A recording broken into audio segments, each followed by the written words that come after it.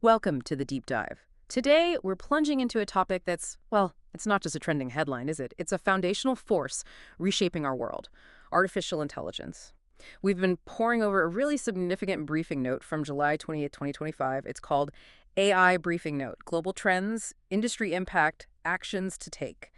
And it basically distills 10 critical AI developments, offering us a vital shortcut, to understanding this complex landscape and what it actually means for you, our listener. Exactly. This isn't about theoretical concepts anymore, not really. It's Yeah. about the very real, very rapid shifts happening right now. Everything from the geopolitical race for superintelligence to the concrete action that businesses really must take to survive and thrive.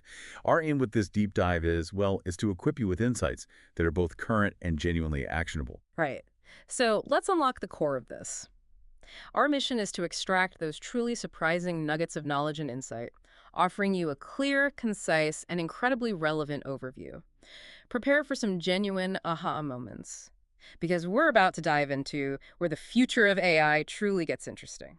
Let's kick things off with what seems to be the ultimate ambition in AI right now: this relentless pursuit of artificial superintelligence, or ASI. What's truly fascinating here isn't just the goal itself, but the sheer audacious scale of the aspiration. Yeah. Leading AI labs, what you're talking about, OpenAI, Google DeepMind, Meta XAI, Anthropic, they're all driving hard towards systems that don't just mimic human intelligence. No, they want to vastly surpass it, right? Vastly surpass it, yeah, across every conceivable domain. That's the aim. And when we talk about that, the distinction between ASI and AGI becomes critical, doesn't it? What's the line that separates them, and why does that distinction truly matter for how we understand this global race? It's a crucial differentiator, absolutely. Artificial General Intelligence, AGI, typically refers to AI that can perform at, say, roughly 50 to 90% of human cognitive ability across a broad range of tasks. Depends a bit on the definition, but that's the ballpark. But ASI, Hmm. well, that's where things get truly mind-bending. It represents a complete surpassing of human cognitive capabilities. Anthropic CEO Dario Amodei, he painted this vivid picture describing ASI as a country of 10 million geniuses in a data center. Wow. Yeah. Imagine an AI that could outthink every Nobel laureate in every field all at once. That's the target they're shooting for. So, what are the immediate implications of this, this high-stakes pursuit of superintelligence for us, the everyday people, and for countries maybe not at the absolute forefront like Canada? Well, a primary implication is that this breakneck progress often prioritizes speed over safety. It just has to, in a race. The first entity, whether it's a lab or a nation, to achieve ASI gains an almost unbeatable strategic advantage. So for countries like Canada, this probably means we are likely to be consumers, not creators of these frontier models. It puts us in a position of dependence on other states to share their developments. It's a profound shift in global power dynamics, really.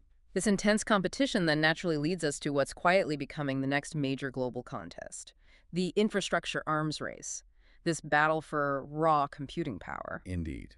It's a fundamental principle of AI. Scaling laws basically dictate that more data, more compute power, and more energy directly translate to more capable AI. Simple as that, almost. And we're witnessing an unprecedented build-out of infrastructure globally.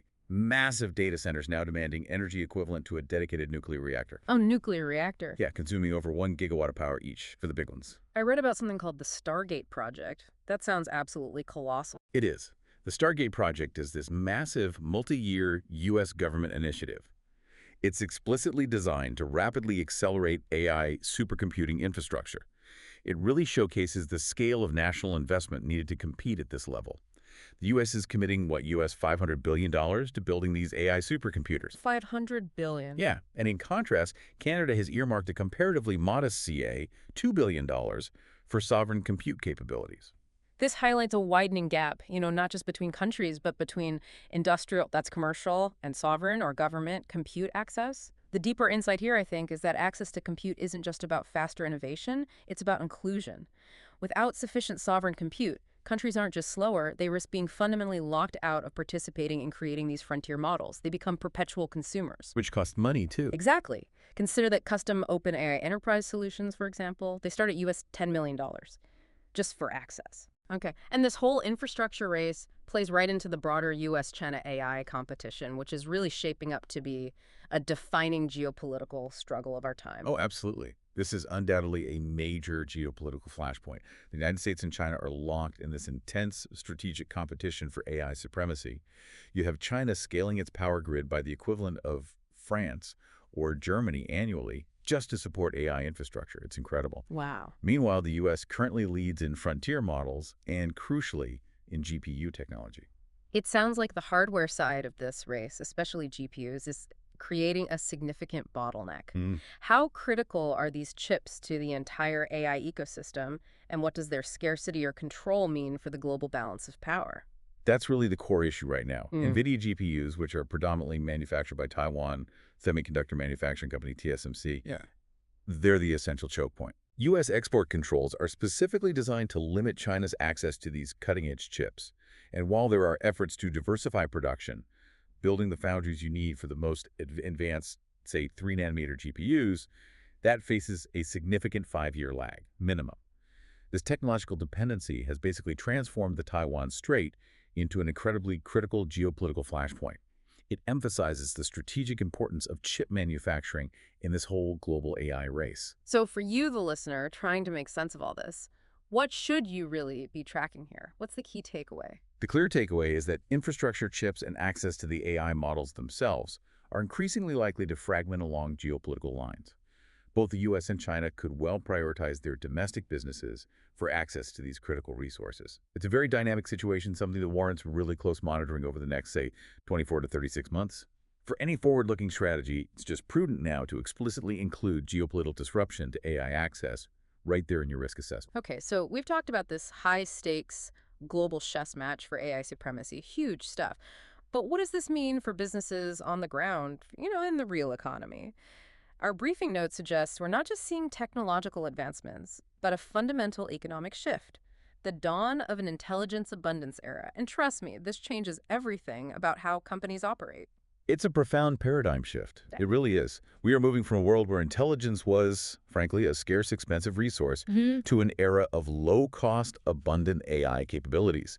Current AI systems are already excelling at tasks like synthesis, research, coding functions that previously demanded significant human cognitive effort and, crucially, time. We've seen examples of companies like Shopify leveraging this already, haven't we? Yes, Shopify is a prime example. Really forward-thinking companies like them now require managers to demonstrate clear AI optimization efforts before approving any new hire. They understand that AI can multiply the productivity of their existing teams. The cost of cognitive work is trending rapidly towards zero. We're already seeing 30–50% developer productivity lifts in some areas. So it becomes critical then. Well, human quality assurance, QA, and deep domain-specific context, those are becoming the new differentiators. Because the AI can generate stuff fast, but someone needs to check it makes sense. Precisely. AI can generate code or analyze data incredibly fast, but it still needs human experts to validate its output for accuracy and relevance within a specific industry or problem space. That human quality assurance layer becomes absolutely paramount. This incredible efficiency then leads to a new kind of corporate model, what the briefing note calls the AI corporation. What does that look like? Well, these AI-native firms are demonstrating truly extraordinary efficiency advantages. Consider a company like Midjourney. They achieve remarkable results in image generation with, 40 employees? 40. 40. Yeah. And they're directly competing against giants like Adobe, which has over 29,000 staff. These AI-native and AI-forward companies are demonstrating something like 10x revenue per employee compared to their traditional counterparts. 10 times. So it sounds like incumbent businesses, the established players, that cling to maybe cultural or structural inertia, they're facing a significant risk of rapid displacement. What's the core challenge for them? That's precisely the core challenge. You take Canada's existing productivity gap, for example. That could widen dramatically if firms remain AI hesitant. The message from the briefing note is really unambiguous. Businesses need to make a firm commitment to becoming AI forward, both in mindset and in operations. So not just dabbling. Not just dabbling. This means broadly deploying AI tools, fostering a culture that actively embraces AI rather than resists it.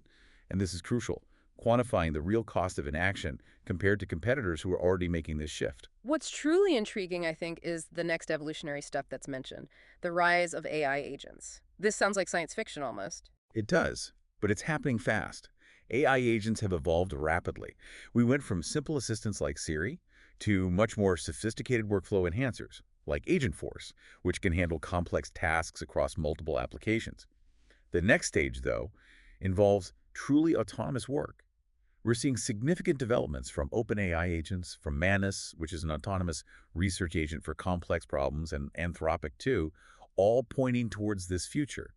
Microsoft CEO Satya Nadella has this powerful prediction.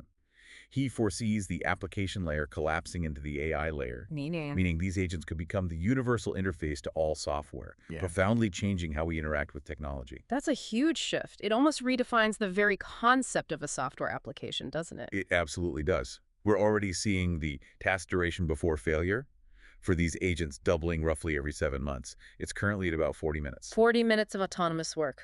Before needing intervention. Yeah, this means task execution is shifting from tedious multi-app clicks and complex workflows to simple, natural language instructions given to an agent. Go figure this out, essentially. Now, human oversight combined with deep domain-specific knowledge is still required in the near term, obviously, but agent oversight, managing the agents that will likely become an entirely new organizational role. The critical question for you then is, are your systems and your staff truly ready for this fundamental transformation in how work gets done? Okay, switching gears slightly, on a more sobering note, this same powerful AI is also fueling AI-powered cybersecurity threats, making our digital lives potentially far more vulnerable. This is indeed a critical and, frankly, escalating concern. AI is dramatically amplifying both the sophistication and the sheer scale of cyber attacks. Threat actors can now deploy perfect grammar phishing campaigns that effortlessly bypass traditional detection methods. They can create incredibly convincing deepfake voice and video content for social engineering attacks. Making it almost impossible to tell real from fake. Almost impossible, yeah. And they can generate novel malware at an unprecedented scale and speed. Things we haven't seen before generated on the fly. So it sounds like AI isn't just making attacks more sophisticated for the top-tier hackers, but it's dramatically lowering the bar for entry into cybercrime itself. What are the immediate, tangible impacts of that for businesses and individuals? That's the terrifying reality, really. Even previously unsophisticated criminals can now wield highly effective AI-powered tools. The velocity and sophistication of these attacks are rapidly outstripping legacy defenses. For you, this means urgently requiring multi-factor authentication everywhere, updating your incident response plans specifically for AI speed attacks, retraining employees to look for contextual clues, not just superficial threat indicators like bad grammar, because that's gone now. Right, the old tells are disappearing. Exactly. And crucially, implementing AI-powered defenses yourself, things like behavioral analytics that can spot subtle anomalies that humans or older systems might just miss. Fighting fire with fire, essentially. Okay. Moving from cybersecurity to careers, AI is also driving a significant entry-level job disruption. This feels like another tectonic shift, this time in the job market. It absolutely poses a significant threat, particularly to entry-level white-collar employment. Anthropic's Dario Amodei estimates that maybe 50% of junior roles could be at risk. 50%. That's his estimate. And the core challenge is that our education systems simply haven't adapted quickly enough. There's a profound skills mismatch developing between what the market needs and what graduates are being taught. And this idea mentioned in the note of silent AI firings, that really hit home for me. We're not necessarily seeing mass layoff announcements, but companies are quietly becoming more efficient through automation. For many people, it feels like the rug is being pulled out from under their career path without any warning. How do we even begin to prepare for that? That's the quiet, unsettling reality for many. Companies are subtly reducing headcount through AI automation, often without formal announcements, just not replacing people or restructuring roles. This leads to a hyper-competitive job market. And you add to that, we're seeing new graduates flooding the market with resumes that are, frankly, AI-written. They look incredibly polished. But the skills might not be there. Exactly. Their actual provable skills may not match those polished credentials. This creates significant challenges for traditional talent pipelines and, long-term succession planning within organizations. The critical question then becomes, how do we fundamentally reimagine these entry roles? How do we effectively test actual capabilities during hiring, not just read a resume? And how do we evolve our organizational structures to thrive in this new AI era? Big questions. Huge questions. Which brings us to perhaps the most actionable part of our deep dive today, building your AI roadmap, getting practical. And it's needed. The data is stark. Only about 12% of Canadian firms, according to this note, have integrated AI in a meaningful way. That's lagging significantly behind global peers. Successful AI integration, it demands strategic planning. It goes far beyond just ad hoc experiments or playing with chatbots. Right. Organizations must comprehensively examine their people, their processes, their products and services, their systems, and crucially, their underlying data.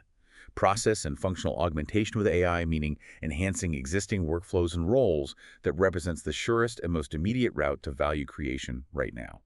The briefing note breaks this down into clear, actionable phases, doesn't it? Yes, it lays out a pretty logical path. Phase 1 is focused on pilots and foundations, typically a 6-9 month period. This is about experimenting, understanding AI's capabilities within your context, and setting up the basic infrastructure and governance. Getting your feet wet. Exactly. Then Phase 2 moves into process transformation, maybe spanning 9-18 months. Here, you integrate AI more deeply into specific high-impact workflows. And Phase 3 is functional transformation, looking out 18-36 months. This is where entire functions within the organization start to be reimagined around AI capabilities. Critical success factors across all these phases include establishing strong executive and employee AI capacity and literacy. So everyone needs some understanding. Everyone needs some level, yes. Starting at the high-impact use cases tied to clear metrics don't boil the ocean. Building robust governance early on. Investing in the necessary infrastructure and data readiness. And, absolutely crucial, driving cultural change through continuous training and transparent communication. People need to come along on the journey. And how should organizations be measuring their success, their ROI, in this new AI-driven landscape? Is it just the usual metrics? Rigorous ROI measurement is essential, but it might require a fresh perspective. You absolutely need to iterate based on your results, but also consider new key performance indicators, new KPIs. For example, revenue per employee becomes an incredibly telling metric. It helps you truly understand the transformative impact of your AI investments, showing how AI directly contributes to the productivity and output of your workforce in a way traditional measures might miss. Wow, what an incredibly packed deep dive this has been. We've really journeyed from the global sprint to superintelligence right down to the practical immediate steps for building an AI-forward business. We've uncovered how AI is fundamentally reshaping geopolitics, transforming entire industries, evolving cybersecurity threats, and, well, profoundly changing the very nature of work itself. The intelligence abundance era isn't some future prediction, it's undeniably here. And the companies that build AI capacity now are the ones poised to thrive. So as you, our listener, move forward, integrating these insights into your own work and strategy, what's the one thought you should really be mulling over, the big takeaway? I think it's this. In a world where AI is rapidly becoming the universal interface, and the cost of cognitive work trends towards zero, the critical question isn't just how you'll integrate AI. That's becoming table stakes. It's how you will redesign your roles and indeed your entire organization to leverage that uniquely human capacity. For creativity, for complex problem framing, for strategic insight, how will you ensure you're always leading with human ingenuity, enhanced by AI, not just relying on automation? That's the challenge and the opportunity.